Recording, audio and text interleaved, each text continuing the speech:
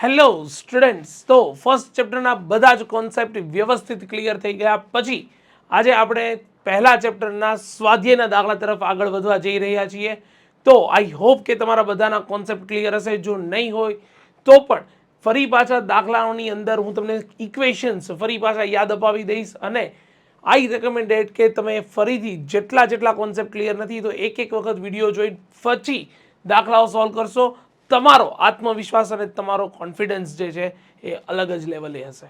તો સ્વાધ્યાયના દાખલાઓ શરૂ કરીએ તો તમારી ફર્સ્ટ ક્વેશ્ચન છે કે 2 × 10⁻7 કુલમ એટલે કે Q1 ડેટા કલેક્શન ખૂબ જ ઇમ્પોર્ટન્ટ છે.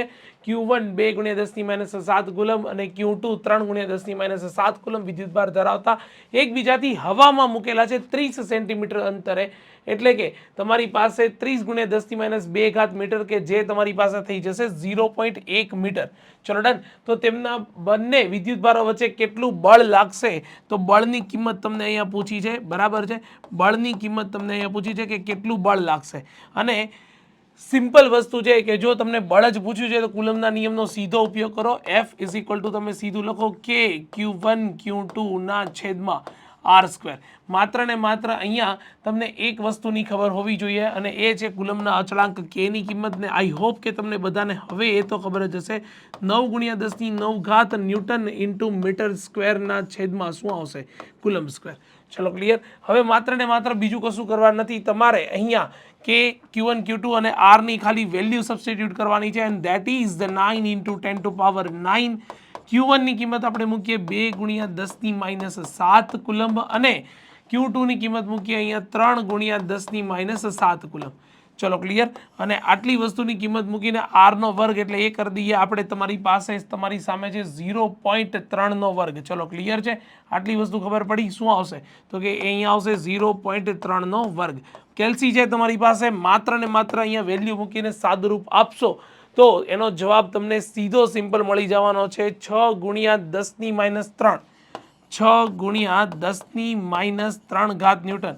ગાઈઝ એક વસ્તુ હજી ફરીથી સમજાવી દઉં છું કે તમને જ્યારે બંને વિદ્યુતભારો વચ્ચે લાગતું બળની કિંમત ધન મળે છે એનો સીધો મતલબ થાય છે કે અપાકર્ષણ થઈ રહ્યું છે. અને જો બંને વચ્ચે લાગતું બળ ઋણ મળે તો આકર્ષણ થઈ રહ્યું છે. ફરી પાછું લખીને આપું છું. જો બળની કિંમત તમારી કેવી મળે છે? ધન મળે છે. ધન કિંમત સીધું ઇન્ડિકેટ કરે છે શું? સીધું ઇન્ડિકેટ કરે છે આકર્ષણ. આકર્ષણ નહીં, અપાકર્ષણ ઇન્ડિકેટ કરે છે ગાઈઝ. આકર્ષણ નહીં પરંતુ શું ઇન્ડિકેટ કરે છે? અપાકર્ષણ. જો તમને બંને વચ્ચે લાગતું બળ શું મળે છે? ધન મળે છે. લાગતું બળ કેવું મળે છે? ધન મળે છે. તો ધન કિંમત જે છે એ અપાકર્ષણ ઇન્ડિકેટ કરશે. અને જો બંને વિદ્યુતભારો વચ્ચે લાગતું બળ ઋણ બળ મળે છે તો એ ઇન્ડિકેટ કરશે આકર્ષણ. ચલો ડન. આટલી વસ્તુ ખબર પડી ગઈ? આટલી વસ્તુ સમજાઈ ગઈ? હા કે ના બોલી જા. ફટાફટ હા કે ના બોલી જા. આટલી વસ્તુ ખૂબ જ સરળ છે. કોન્સેપ્ચ્યુઅલ બેઝ ક્વેશ્ચન હતો. બીજું કશું આમાં લોજિક લગાડવાનું નથી. સીધો કુલમના નિયમનો ઉપયોગ કરો એન્ડ ગેટ યોર આન્સર. ચલો ક્લિયર. બરાબર. લખી લે ફટાફટ. નોટ ડાઉન કરી લો.